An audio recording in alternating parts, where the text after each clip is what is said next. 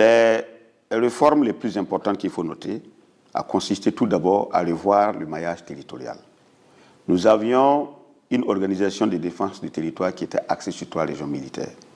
Cela a été jugé insuffisant. Donc rapidement, on est procédé à une réforme, à une réorganisation. Nous sommes passés de 3 régions militaires à 6 régions militaires, 6 régions de gendarmerie, de nouvelles bases aériennes, pour ne citer que cela. Le capitaine Ibrahim Traoré, président de la transition au Burkina Faso, a récemment renforcé les capacités de l'armée burkinabé avec de nouveaux équipements militaires pour intensifier la lutte contre le terrorisme. Ce matériel comprend des véhicules blindés, des munitions, et des équipements de génie militaire, comme des excavatrices et des porte-camions, pour mieux sécuriser les territoires et protéger les soldats contre les engins explosifs improvisés. Cette dotation fait partie d'une série d'acquisitions visant à augmenter les ressources militaires au cours des prochains mois, dans un effort continu pour rétablir la sécurité nationale face aux groupes armés. Avant d'entrer dans le vif du sujet, si vous êtes nouveau ici, je vous demande de soutenir la chaîne en vous abonnant et en cliquant sur le bouton de notification, afin que YouTube vous avertisse chaque fois que nous mettons en ligne une nouvelle vidéo informative comme celle-ci. Aimez et partagez cette vidéo, et bien sûr n'oubliez pas de nous laisser un commentaire nous indiquant le pays à partir duquel vous nous suivez. Merci. Les forces armées nationales du Burkina Faso, longtemps sous-équipées, peu structurées et pas très motivées, se sont retrouvées naturellement peu efficaces face aux coups de boutoir des groupes armés terroristes qui en 2015 ont perpétré les premières attaques terroristes dans notre pays. Dans cette guerre d'un genre nouveau, de nombreux civils ont perdu la vie et les forces armées nationales ont payé le lourd tribut avec de nombreuses victimes tombées sur le champ d'honneur pour la patrie. Cette situation inacceptable va sonner la révolte de jeunes officiers sous le leadership du capitaine Ibrahim Traoré, engagé à redonner à l'armée burkinabé tous les moyens nécessaires pour contenir la menace terroriste et aller à l'assaut de l'ennemi pour libérer le pays. Le président du Faso, chef suprême des forces armées nationales, va alors imprimer une nouvelle dynamique dans la réorganisation et le renforcement des capacités opérationnelles des forces combattantes.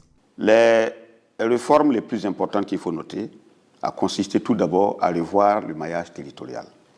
Nous avions une organisation de défense du territoire qui était axée sur 3 régions militaires. Cela a été jugé insuffisant. Donc rapidement, on est procédé à une réforme, à une réorganisation. Nous sommes passés de 3 régions militaires à 6 régions militaires, 6 régions de gendarmerie, de nouvelles bases aériennes, pour ne citer que cela. Nous avons procédé à la création, à l'organisation et à l'opérationnalisation de la brigade spéciale d'intervention rapide, qui a été fondée sur les bases des unités Cobra. Moins de 2 ans, nous sommes passés à 25 bataillons d'intervention rapide, plus d'autres composantes, rendant ainsi cette brigade très opérationnelle, un fer de lance de l'offensive que nous menons actuellement contre les groupes armés terroristes. Dans la foulée, un plan stratégique d'équipement des forces armées nationales est adopté par le gouvernement. Ce plan stratégique, fruit de la volonté du chef de l'État, va ouvrir la voie à un renforcement sans précédent des capacités opérationnelles des forces armées nationales, notamment sur le plan des ressources humaines, de la logistique, de la tactique et des techniques de combat. Aucune des entités de l'armée n'est restée en marge. Sur le plan du recrutement, cette réorganisation s'est accompagnée d'un vaste programme de recrutement et de formation, ce qui a permis d'augmenter les effectifs au sein de nos entités et de densifier le théâtre des opérations. Sur le plan de l'équipement, l'armée de terre a bénéficié effectivement de dotations de moyens majeurs, de matériel de haute technologie, de systèmes d'armes, de systèmes de communication modernes, efficaces et adaptés à la menace actuelle. La diversification des partenariats stratégiques avec des pays comme la Russie, la Turquie, la Chine va alors accélérer l'acquisition d'importants équipements au profit des forces armées. Et à peine arrivé au pouvoir, le capitaine Ibrahim Traoré va montrer sa ferme volonté de combler le retard en matière d'équipement de l'armée burkinabé. Déjà en décembre 2022, seulement 3 mois après son avènement à la tête de l'État, l'armée de terre voit ses capacités renforcées avec l'acquisition de véhicules blindés.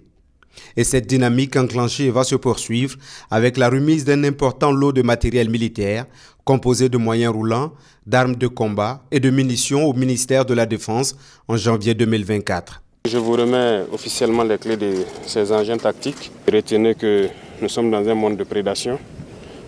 Pour avoir la paix, il faut faire la guerre. Donc faites la guerre. L'armée de terre aujourd'hui est plus robuste et elle continue de monter en puissance. L'armée de terre aujourd'hui n'a rien à envier ou n'a rien à voir en termes de capacité avec l'armée de terre qu'on a connue d'autres temps. Non seulement en termes de maillage du territoire, mais aussi en termes d'effectifs. En avril 2024, un autre lot de matériel militaire a été remis au chef d'état-major général des armées pour emploi.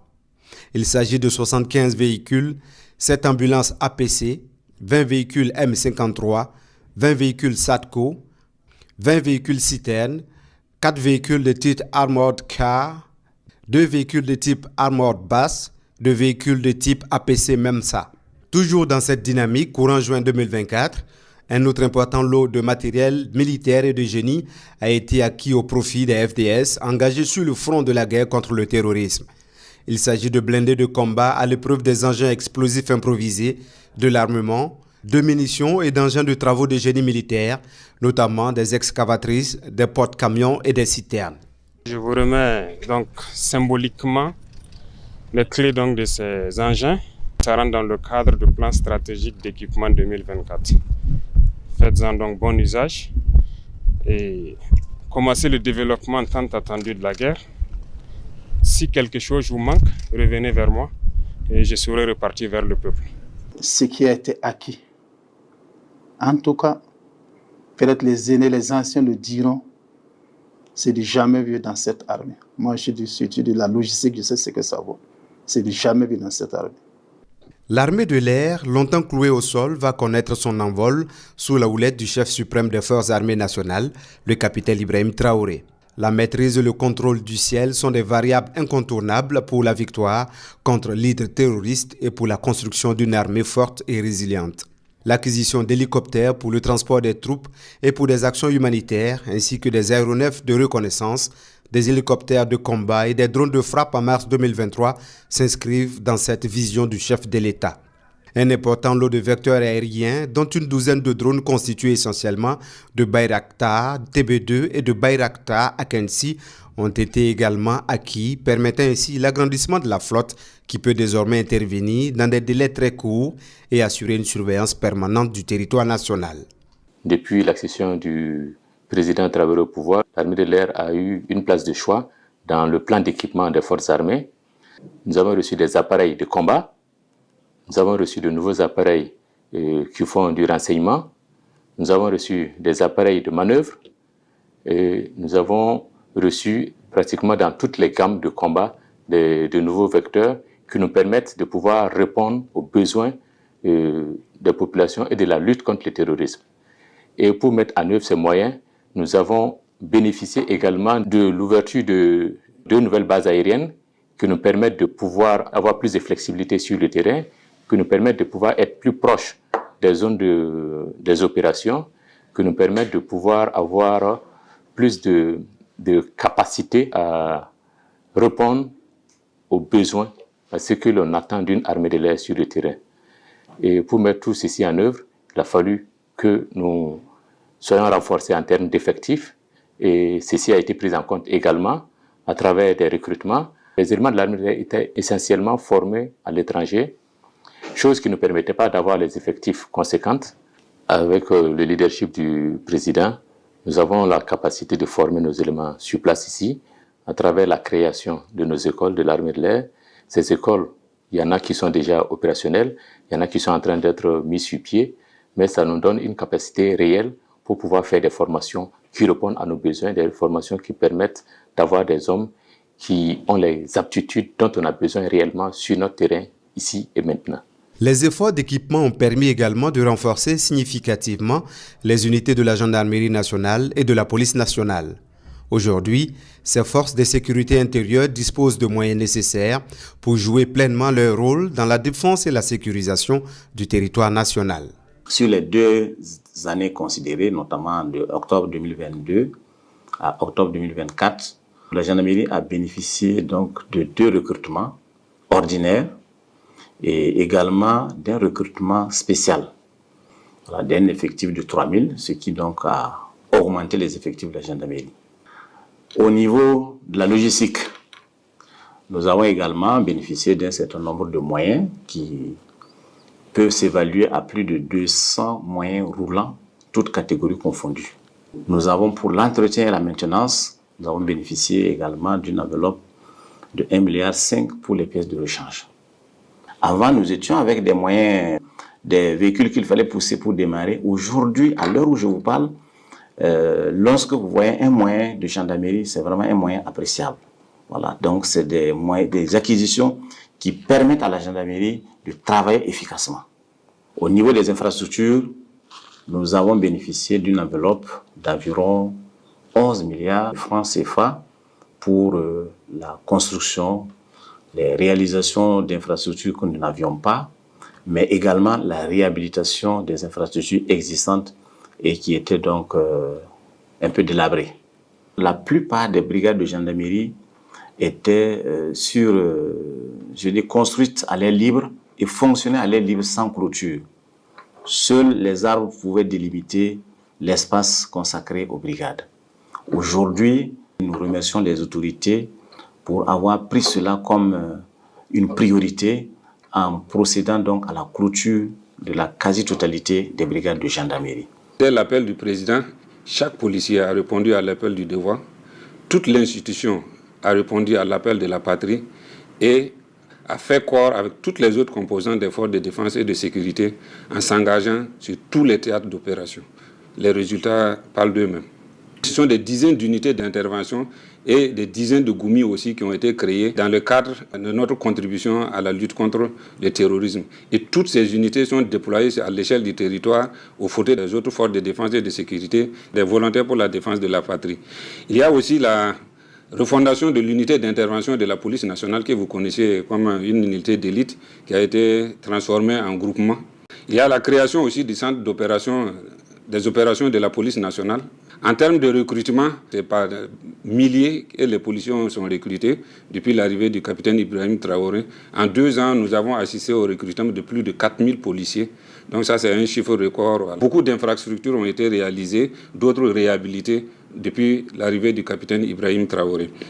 Sur le plan de la formation, on a assisté à un vaste renforcement des compétences de la police à travers différents types de formations, des formations intensives et des formations spécialisées. À une certaine période, il y avait des guéguerres par rapport à certaines considérations en ce qui concerne la police. Avec l'arrivée du capitaine Ibrahim Traoré, tout cela s'est envolé. On a assisté à un renforcement, un resserrement des rangs.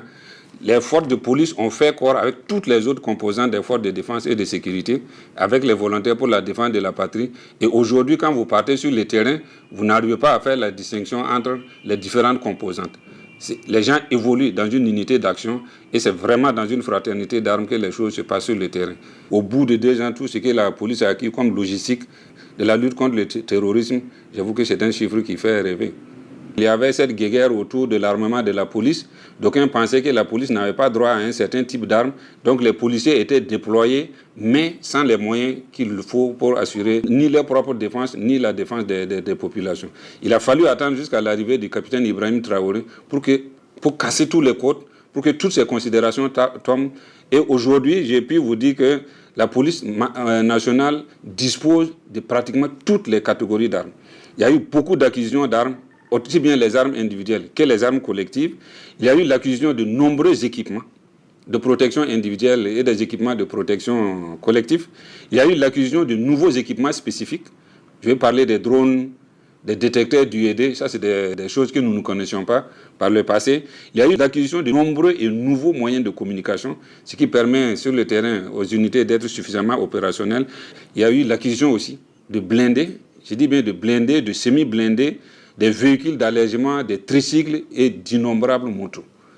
Ça, c'est vraiment une révolution. C'est d'une révolution qu'il faut parler, pas de simple changement. La Brigade nationale des sapeurs-pompiers, la BNSP, va également se renforcer et s'organiser pour apporter sa contribution à la reconquête du territoire. Les unités de combat des sapeurs-pompiers ont alors troqué leurs tuniques caractéristiques pour s'engager aux côtés des autres corps de l'armée afin de lutter contre l'hydre terroriste incarnant son slogan « Sauver ou périr au nom de la nation ».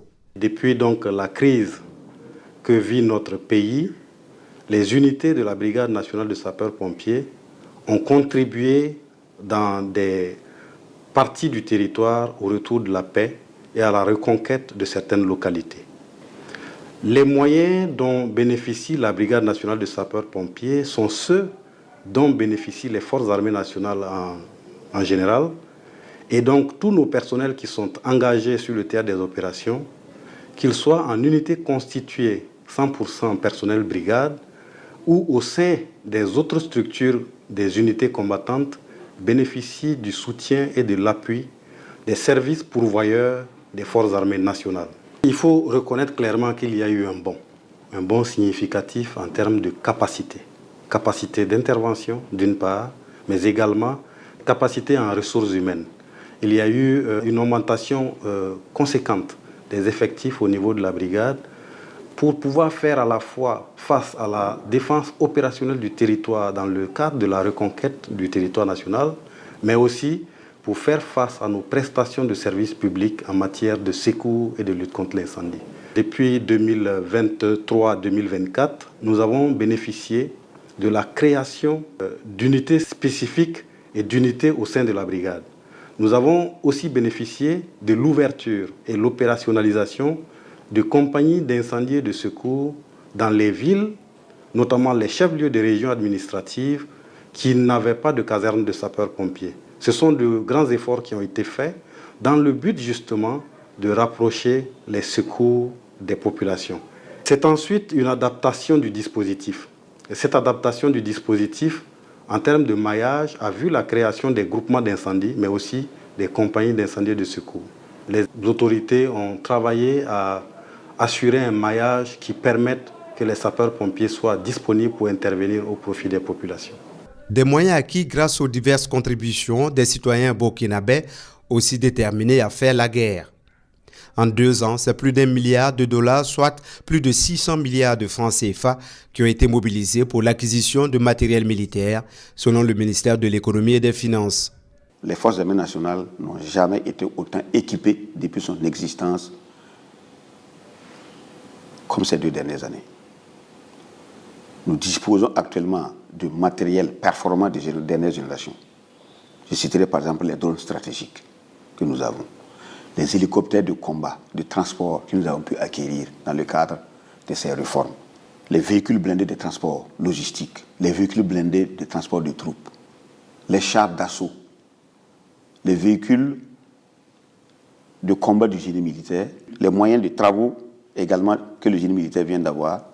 Tout ça va concourir à beaucoup plus de mobilité de nos forces armées nationales, à beaucoup plus d'opérationnalité, à beaucoup plus d'audace. Parce que quand les hommes sont bien équipés aussi, il faut savoir que ça les remonte le moral et ils sont beaucoup plus audacieux à entreprendre des actes offensifs. Outre l'acquisition des équipements au profit de l'armée, le chef de l'État a enclenché un vaste programme de réorganisation des forces armées nationales. Il faut mailler le territoire pour plus de réactivité et d'efficacité sur le terrain. Le premier défi de cette réorganisation est le renforcement des différentes unités de l'armée en ressources humaines. Un recrutement sans précédent est alors lancé au profit de toutes les entités de l'armée. Nos pays étaient sous perfusion. Les programmes d'ajustement structurel, où quand on regarde ça, les recrutements étaient vraiment à minima. Quand on dit qu'on recrute pour toute l'armée en une année 1000 personnes, souvent c'était compliqué. Souvent ça descendait à 500, sans compter les départs à la retraite. Au niveau des différentes armées, on a procédé aussi à une augmentation considérable des recrutements. Si en une année, on arrive à faire un recrutement de 10 000 soldats, c'est à saluer. Nous avons des challenges que nous sommes en train d'entreprendre pour essayer de mieux former ce personnel, de mieux encadrer ce personnel pour faire face à tout ce qui se posera en nous en termes d'opération ou en termes d'action à mener sur le terrain. Le renforcement des ressources humaines, le renforcement de l'équipement sont des facteurs très très importants.